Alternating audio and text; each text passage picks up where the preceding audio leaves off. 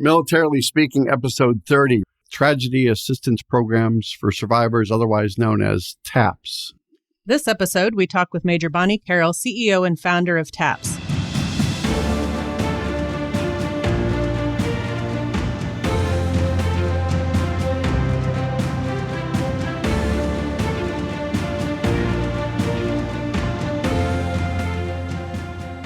Welcome to Militarily Speaking, brought to you by Armed Forces Bank. This is Tom McLean and Jodi Vickery. I'm the Regional Military Executive for Armed Forces Bank, and Jodi is the Executive Vice President, Director of Military Consumer Lending, and a whole plethora of other projects and assignments. There's that word we like. I know. Yeah, the connection you have, Jodi, with TAPS is that you were part of a tap jazz acrobats a long time ago. Way back when you were a kid, right? These are things we don't speak of, Tom. I'm sorry. I took a note on it, so I had to say it. Yes. So I would just like to get off of that topic and say welcome to the show. We're excited to have you listening and learning about our guest, Major Bonnie Carroll from TAPS. And Bonnie, I know you know all of this, but I think it's really important to share your background with our audience. So bear with me. I do want to share your bio with them. Bonnie Carroll founded the Tragedy Assistance Program for Survivors, TAPS, in 1994 at a time when there was no national support network for the families of America's fallen heroes. Through her own grief following the death of her husband, Brigadier General Tom Carroll, who perished in an Army plane crash in 1992, along with 7 other soldiers, she turned her tragedy into a purposeful effort to create what is today the major national program providing compassionate care for all who are grieving in the death of a service member. In addition to founding and serving as the president of TAPS, Carroll also held government appointments, including White House liaison at the Department of Veterans Affairs under President George W. Bush, executive assistant to the president for cabinet affairs under Reagan, and senior advisor to the Iraqi Ministry of Communications in Baghdad during Operation Iraqi Freedom. Earlier in her career, Ms. Carroll worked on Capitol Hill as a political consultant on presidential and congressional campaigns and as a consultant on national defense issues. Carroll retired as a major in the Air Force Reserve following 31 years of service. Thank you so much for that service. Thank you. Her career included serving as the Chief of Casualty Operations and Headquarters U.S. Air Force. Prior to joining the USAFR, Major Carroll served 16 years as both a non-commissioned officer and then a commissioned officer in the Air National Guard, as a transportation officer, logistics officer, and executive officer. Carroll also served on the board of directors of Association of Death Education and Counseling, Department of Defense Military Family Readiness Council, VA Advisory Committee on Disability Compensation, the Defense Health Board, and the board of the Iraq and Afghanistan Veterans of America. She's a former chair of the Department of Defense Task Force on the Prevention of Suicide by Members of the Armed Forces and currently serves on the VA Advisory Committee on Families, Caregivers, and Survivors. Co-author of Healing Your Grieving Heart After a Military Death, she has published numerous articles on grief and trauma following a military death. She has appeared on CNN, Fox, NBC's Today Show, and other national programs speaking about military loss. And there's more, Tom. This is all about one person, right? This is all Bonnie? One person, and I feel wholly inadequate in her company, but there is more. There is a couple more paragraphs, but it's worth talking about these. You know, it is. In addition to receiving the Presidential Medal of Freedom from President Barack Obama and the Zachary and Elizabeth Fisher Distinguished Civilian Humanitarian Award from the Department of Defense, Carroll was also featured in People magazine as a hero among us. Named a recipient of the Community Heroes Award by the Military Officers Association of America, recognized by the Defense Department with the Office of the Secretary of Defense Medal for Exceptional Public Service, and has received the Army's Outstanding Civilian Service Medal and the Navy's Distinguished Public Service Award. Ms. Carroll holds a degree in Public Administration and Political Science from the American University and has completed Harvard University John F. Kennedy School of Government's Executive Leadership Program on International Conflict Resolution. Graduate of several military service schools, including the USAF Logistics Officers Course, Squadron Officers Course, Defense Equal Opportunity Management Institute, Academy of Military Science, and USAF Basic Training Honor Grad. I'm going to take a deep breath, Bonnie. Take 8 sips of coffee. You are an impressive human being, and using all of that for the good. I love it. I love it. So welcome to our podcast. It's a complete honor to have you on our show. Just thank you for being with us today. Jodi, thank you so much. And Tom, it's great to be with you. And that bio was far too long. You know, I tell you, stop doing so much, Bonnie. Stop doing so much. I would read my bio if it was that impressive. I would too. Twice. Yeah. No, that is, and you know, I just want to start by saying the one part of my background that I absolutely wish was not included was the death of my husband. He was an extraordinary leader and a true patriot. He was a combat veteran, and it was absolutely devastating loss when he and 7 other soldiers were killed in an Army plane crash. Completely unexpected. And it came at a time in his career when we thought we were, kind of on that downhill slide, moving into the next Right. chapter of our lives. And so it did cause me to pivot from everything and just start to redefine kind of who I was and what the next chapter was going to now be about. And we're so honored to have you here today. TAPS does such critically important work. We'd love to have you share with us the genesis for how it started. I think we know obviously it was related to how you poured into this work after the death of your husband, but just share with them at a macro level, if you would, the mission of TAPS and what you're all about. Absolutely. I'd love to. And, at the time Tom was killed, I was serving in the Air National Guard. We had suffered loss, mass casualty in the Air Guard, and I was chosen to be a critical incident stress debriefer and help our unit through that, and went through training. In my civilian capacity, I was on the board of an organization caring for victims of homicide and was involved in groups helping folks deal with trauma. And Jodi and Tom, I thought I was just a super empathetic person and really helpful. But when it happened to our family, when Tom was killed, it absolutely just stopped life as I knew it. It was beyond devastating. And just to try to catch my breath, to take one step forward was incredibly difficult. But coming out of that, knowing that there were organizations that were there for other types of loss, I went searching for that kind of organization I knew had to exist for those who'd lost a loved one in the military. Because, by God, there's a support group for everything. There had to be one. Right? Yeah. Well, Yes. back then in the early 90s, there wasn't one, nor had there ever been one in America to care for all those grieving the death of a military loved one, to bring people together to form a community and to create the kind of resources and support that take what the government offers forward. So that's really just how TAPS evolved. And, I thought, well, if I don't do this now, given the opportunities I had with my husband's, senior rank, with my experience in the military, with the background I had working with nonprofit organizations, and then, coming out of a background also in my civilian career in the White House and having kind of senior government relationships, well, I need to step up. I need to make this happen. Right. Thank you for that answer too. And as we transition to the next question for you too, I know your mom served in the military, right? She served in World War II. Is that right? She sure did. I'm so proud of her. She was an aviator and one of the in the Women's Army Air Corps, and she inspired me to go into the air services. So I'm incredibly proud that she was a leader in that regard. I'd have to say the military is part of your entire life. Is that right? Absolutely. Since day one. Yeah. So tell us a little bit more about that esteemed military career and your accomplished work with the government. I know I get starstruck. Jodi knows this whenever I'm dealing with musicians or politicians or athletes, that I get starstruck. And you certainly, as Jodi read for our audience, the accomplishments you've had over the years are pretty amazing. And maybe you highlight a few of those moments for yourself, but talk a little bit about that with our audience, if you don't mind, Bonnie. Well, I'm very proud of the fact that I did go in, enlisted, went through basic training at Lackland and formed some great relationships, but really learned care for the troops and had the opportunity to serve alongside some extraordinary junior leaders, and then have the opportunity to receive a commission. And as a junior officer, be present with my airmen when we lost actually two. One, our first sergeant, to a heart attack while we were all together. And then just 10 days later, another one of our airmen to a suicide. But it brought our unit together. And it is those relationships that we formed in that unit. I was actually commander of the motor pool at the time that stood beside me when a year later my husband was killed. Wow. That's what is extraordinary about military service, the camaraderie, the relationships, the bonds that form.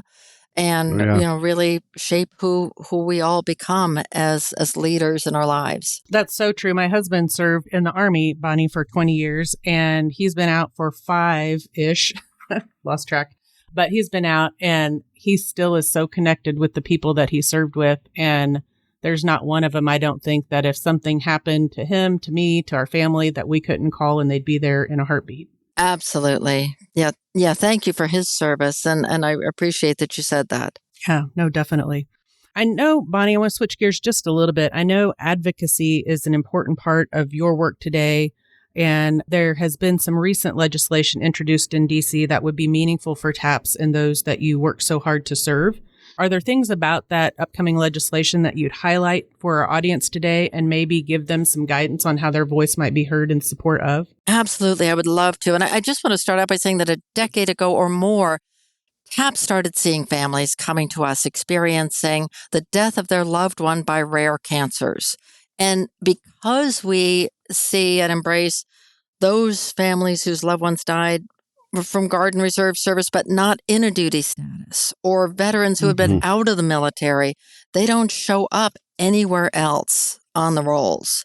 So as we're talking to the families and hearing over and over glioblastoma and these lung cancers and pulmonary issues, and we started tracking trends and started talking to families about where they were deployed and could that possibly have been connected to that deployment and to exposures to toxins, and started hearing more about the burn pits. We raised this at the senior levels at the Defense Health Board to the Secretary of Defense and started that conversation about all of these kind of disconnected cases that had a common thread. So over the past, 15 years now, we're so proud to have played a major role in the PACT Act. And that is allowing new benefits, new presumptions to give the families of those who have lost loved ones to toxic exposures the kind of benefits and support that they need. We've also, for years now, been trying to change the rule that if a military widow remarries before the age of 55, her benefits stop. And that's just completely unfair. It's not like any other federal pension benefit.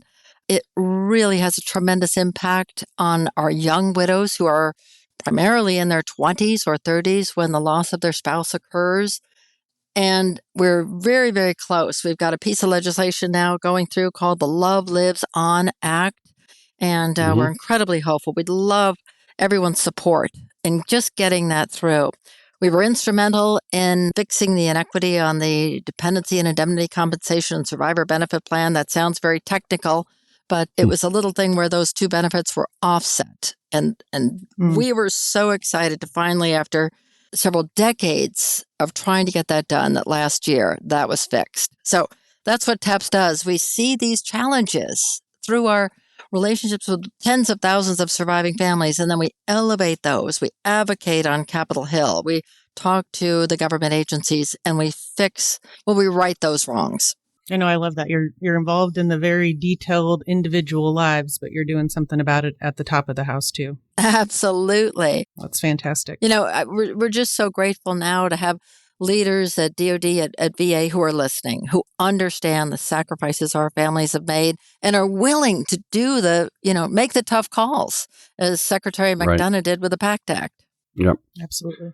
Well, and you've got the ear of Moran and Warnock and Hudson and Phillips, all the folks that are supporting this legislation. And I wish you well. And the listeners that are in those markets can certainly tap them and give their support as well. So they can make things happen for you. And you're moving legislation probably at lightning speed. Whereas when I was on the board of ALS for many years, and I was advocating on behalf of ALS patients too. And it takes a while to get legislation moved. It's not overnight. We'd love it to snap your finger and be done with it. But the work that you're doing, Bonnie, with these types of legislative initiatives are awesome. So I appreciate you for doing that. Well, thank you for the support, and thank you for really bringing your listeners into this. Sure. And before we got on the podcast, Bonnie, I listened to Love Lives On by Vince Gill and Lone Star. Oh, great. Can you introduce me to them? Oh, absolutely.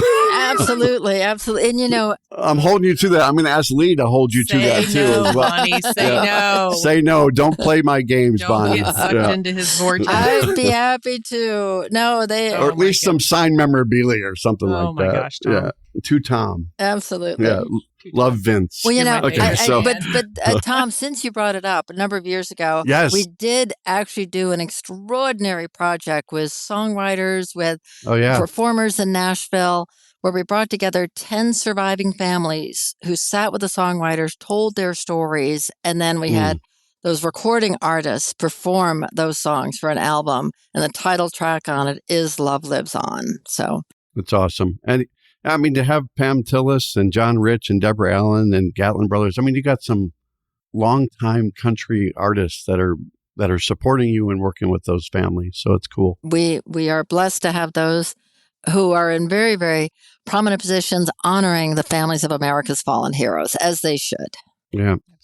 I will switch to the programs at TAPS. And, when I look at the Elizabeth Dole Foundation, look at all these caregiver programs that you've done over the years, too, there's a lot of programs that you've launched, and the structure of them seems very intentional as you have them focused on different age groups, men and women, etc. Grief is not a one-size-fits-all solution. Can you share with us some of the program design work and perhaps highlight some of them for the audience, Bonnie? I'd love to. Yes, absolutely. Well, now nearly 30 years ago when TAPS came into being and I talked about the needs assessment and gap analysis, there were 4 things that the government and the private sector doesn't do, and that's where TAPS stepped into that space. Government does an absolutely magnificent job of rendering final honors, providing that final resting place, and administering benefits to those who are eligible. But then it is incumbent upon the surviving families to now step forward and so we can help each other heal. And we do that. Our number one core service is a national network of peer-based emotional support. Grief is not a mental illness. It isn't a physical injury. It isn't something we can just take a pill to resolve. Grief is the normal human response to love, to the loss of a loved one, to that physical separation. And what we can do for each other is be present. For those who are further along in their loss, TAPS has a peer mentor program where we train those who truly understand that experience from a very personal place to now be there for someone newly bereaved. Those are our force multipliers. Right now, my gosh, Tom, our intake rate is 25 newly bereaved survivors every day. 25 a day? 25 a day, 7 days a week, 365 days a year. Last year, there were nearly 9,000 new surviving family members who came to TAPS for that connection, to find that community, to find, as Sebastian Younger says, to find our tribe, to speak with someone who could normalize and validate what we're going through with this tremendous loss and the secondary losses of the military family. So we do this peer-based emotional support through national events, regional events. Last year, we had over 1,000 events, including community-based care groups and what we call TAPS Togethers. We had regional survivor seminars. We had family camps. We had women's empowerment programs, men's retreats, outdoor programs, and engagements at pro sports. So we are getting families together wherever they are in America so they can connect and find that comfort and care. The other 3 core services include casework assistance, and that's expanding the support available to families beyond just that one primary next of kin to the entire family. We have emergency financial assistance, education services for kids to make sure they can use all of their benefits, and help with applying for all benefits, even, benefits that are retroactive. So the other 2 are our 24/7 helpline. And I'm just so proud that, our volume continues to go up. And that means that people like your listeners are hearing about our program, spreading the word, and letting families know they're not alone. And then finally, we have community-based care, connecting surviving families with the kind of resources for grief and trauma in every community in America. So lots of good services, all available at no cost to surviving families. whatever the relationship or duty status of death. And everything is made possible by caring Americans who understand service and sacrifice, just like your listeners. Wow. A lot of programs to digest. And yeah, certainly on the website, we'll talk about the website over and over again, right? www.taps.org. And there's another one, Bonnie, about Stars for Taps. Is that a new program or has that been out there for a while? Well, we do sports and entertainment. The sports is Teams for Taps, and then the entertainment piece is Stars for Taps. And that's our connection with celebrities who honor and support families of the fallen. I don't know if you saw Top Gun Maverick. We did. Oh my God, was that great? Well, when you think about it, Maverick was a Gold Star child. His dad was killed, if you remember. Mm-hmm. And then he lost Goose, his wingman, his battle buddy, and was then able to mentor Goose's son, Rooster. Now, Miles Teller, the actor, really understood that. He understood that he was playing the part of a TAPS kid. And so he's connected with us, does an awful lot, whether it's sporting events or sponsoring partnership with his beverage company, Long Drink. So that's the kind of relationship. It's real engagement of those celebrities. Bonnie, were you on the production set with Tom Cruise and Miles Teller filming that? Oh, I would love to say yes. I would love to say yes, but no. No, you have integrity. You can't do that. Yeah. I think I saw her in scene 3. Right. Is there going to be a third one coming? Is there a third one coming? I cannot reveal that. But, a decade ago, Universal Studios did do a film about how my husband and I met, and it was called Big Miracle. And it had a wonderful ensemble cast with Drew Barrymore and John Krasinski and Kristen Bell.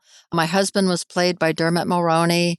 And wow, good cast. It was a great cast and a great film. So that one I did get to be on the set of and get to be an extra. I was actually an extra at my wedding. Oh, very cool. And there was, just off topic again, but there was a movie called Taps, wasn't there? And that was was it Timothy Hutton? I think it was Timothy Hutton. That's right. Good memory. Right. Yes. Should we go back to scripting yes. I now? don't know. No. All right. Well, let's go. You're up, Jodi. Yes, you've gone into the land of pop culture, Tom. I may never reel you back. I want to stay there. I know. Yeah. I know. No, I really appreciate the overview of how you serve the community. It can be very complicated to navigate the land of military benefits. So having somebody kind of steer them through that, meeting them where they're at, both in their kind of grief journey and, their place in life on top of it. I think that's fantastic. You shared a couple of pieces of I'll call them data points, as you said that, about the results over the years. You talked about, sadly, 25 new folks a day reaching out to you, 9,000 last year. Are there any other data points that you would share that just express through statistics the scope of your reach and how that has impacted the military community? Oh, absolutely. Just year to date, since January, we have already fielded 418 education requests from our surviving families to help kids understand the scope of their benefits. Not many people realize that 47 out of 50 states waive tuition for surviving children. That's extraordinary. And then we also have it's excellent. A very complex array of federal benefits available to surviving kids, on top of all the scholarships that are offered. So we have a whole team that navigates those for the surviving children. And I'm really proud to say that so far, year to date, we have secured education benefits in the amount of $166.8 million for surviving children. Wow. Just since the first of the year? Right. It's amazing. And I'm sure we'll get closer to 500 million by the end of the year. That's about where we wind up. It's amazing. As we were talking to Lee, that I saw the number 215 million, and you're just blowing through those numbers. Though by the time the year ends, you probably will be at 500 million.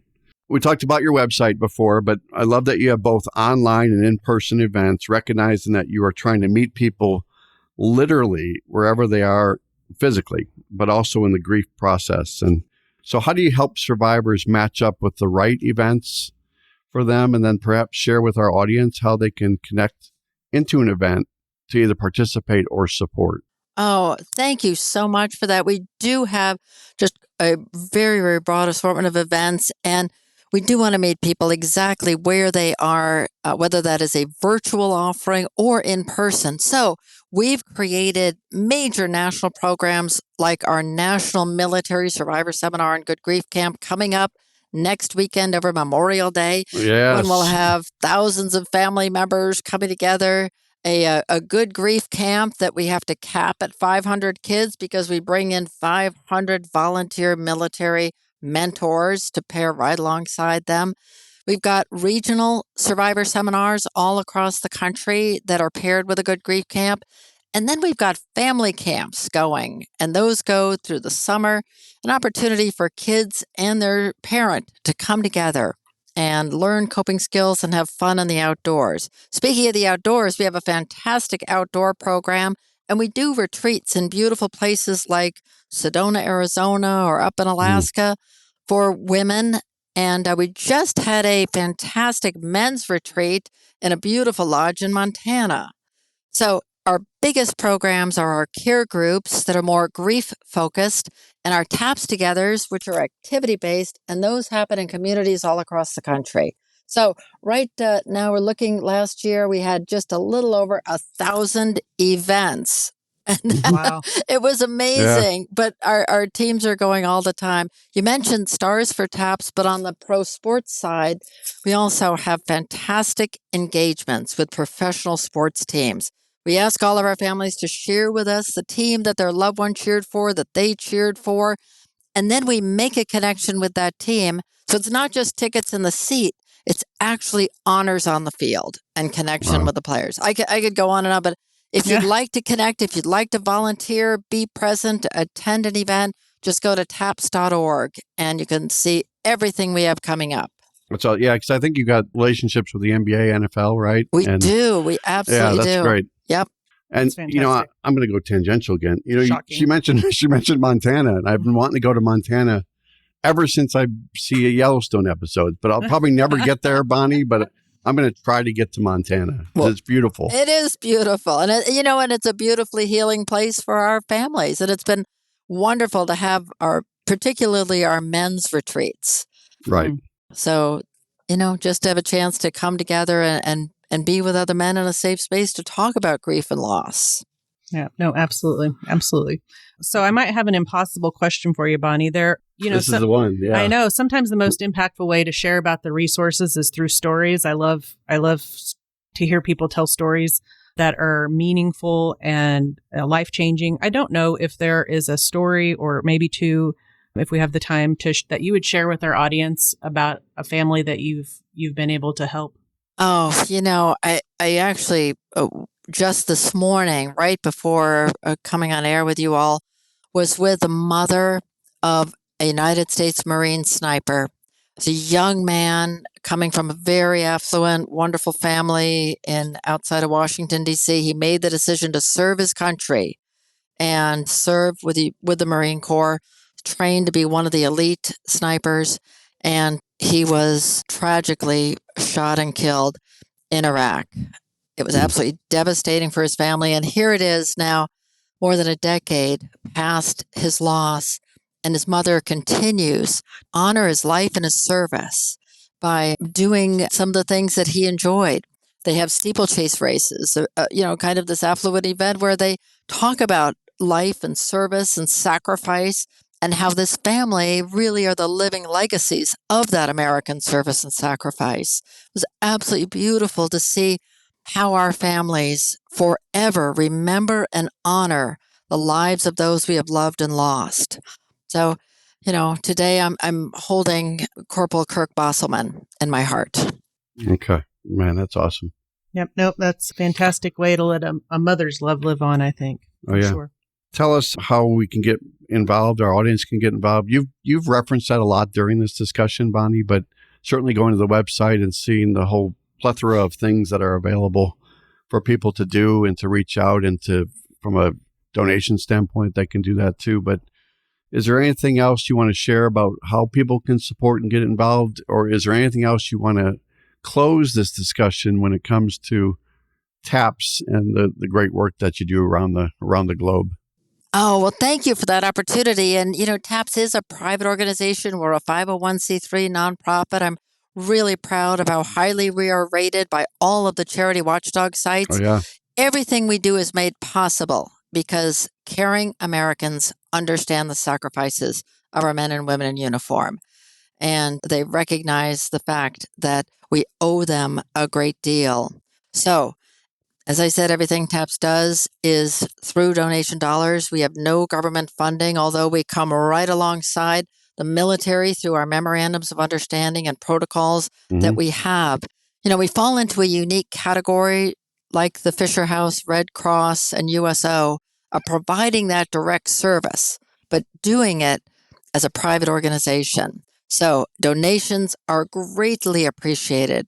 Whether folks want to run for TAPS in Marine Corps Marathon to raise funds, do a Facebook fundraiser, contribute directly, or in any way support the work that we're doing, we are grateful.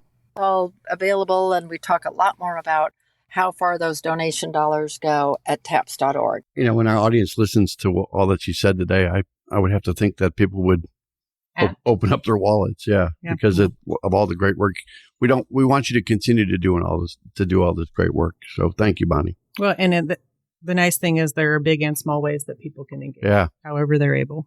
Absolutely, and we love to have volunteers come in of all ages, anywhere across the country. We've got projects and engagements and ways that they can directly support the families of America's fallen heroes. So thank you for the opportunity to just make that appeal.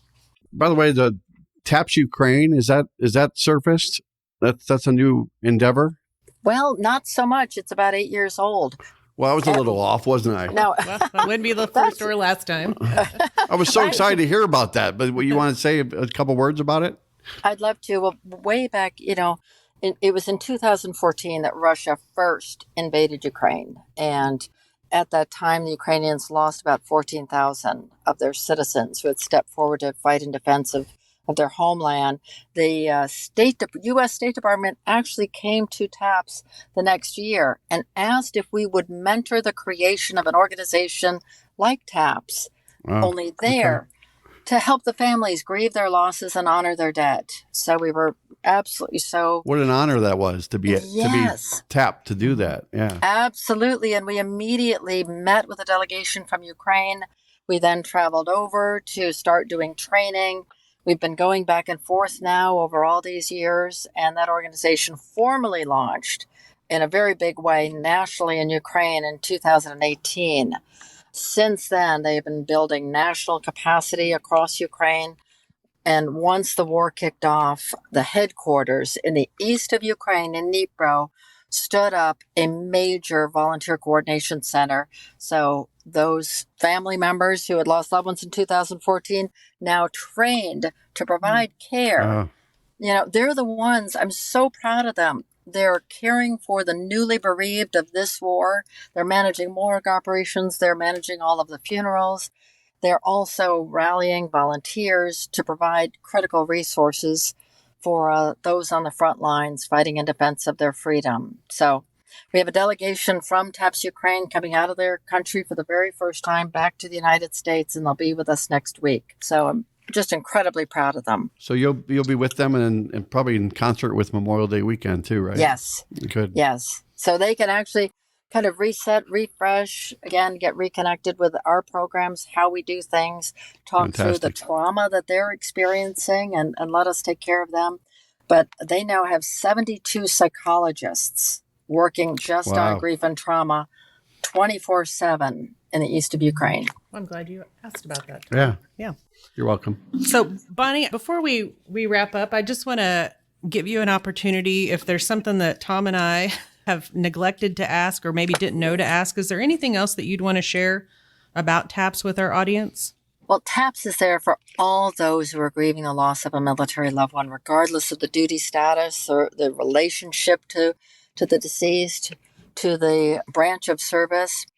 And that's so important. So many of those who are grieving, extended family members and friends, feel disconnected. I just want everyone to know that they have a community of love and care and support within TAPS. If you are honoring a fallen hero, if you are grieving a loss, if your heart is broken because someone has died and their life included selfless service to this great country, please reach out to TAPS, and we are there for you. Well said, Bonnie. I think that has been loud and clear. We appreciate your time very much today. We'll include, of course, the website when we post the podcast and drop the episode.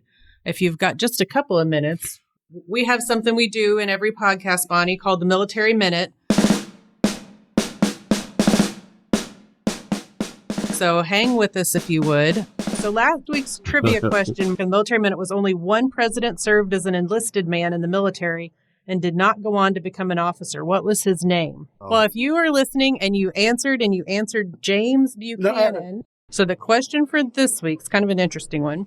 The Swiss Constitution prohibits Swiss citizens from participating in foreign military service except for the military unit responsible for guarding what area in Europe? So if you think you know the answer, if you guessed right or actually answered correctly, if it wasn't just a flat out guess last week on James Buchanan, and you posted on our social media, watch for your name on our social media platforms to see if you won $50 for yourself and $50 for a charity of your choice. And so same thing, fast forward with our Swiss Constitution question here. If you know the answer, post it when we drop this podcast, and you'll also be eligible for a chance to win $50 for you, $50 for a charity of your choice. If you enjoyed today's episode, go out to afbank.com and subscribe to the show. Also, make sure to rate us. Leave us a comment on your favorite podcast platforms such as Apple, Spotify, and YouTube. Thank you very much, Bonnie. You were awesome and inspirational, and we appreciate your time. Very and I know much. you got a schedule that's probably got a schedule on top of a schedule. And for all that you do for this country and for service members and their families and the loved ones, we applaud you. Take a bow. Oh my God, it's my honor, and thank you so much for having me on. It was wonderful. Thank you. Take care, Bonnie. Thank you, Bonnie. Thank you. All right, bye-bye. Bye. Copyright 2022 Armed Forces Bank, member FDIC, equal housing lender. All non-Armed Forces Bank owned apps, websites, company names, and product names are trademarks or registered trademarks of their respective owners. Their mention does not imply any affiliation with or endorsement by Armed Forces Bank of them or their products and services. They are merely used as examples of the many available apps, companies, and websites that offer similar services. Before using any app or website, you should carefully review the terms of use, data collection, and privacy policy. Apps may have an initial cost or in-application purchase features. This information is general in nature and is not intended to be legal, tax, or financial advice. Although Armed Forces Bank believes this information to be accurate, it cannot ensure that it could change. Statements or opinions of individuals referenced herein are their own, not Armed Forces Bank. Consult an appropriate professional concerning your specific situation and respective governing bodies for applicable laws, such as IRS.gov for current tax law. Armed Forces Bank, the Armed Forces Bank logo, and the Militarily Speaking logo are registered trademarks of Armed Forces Bank.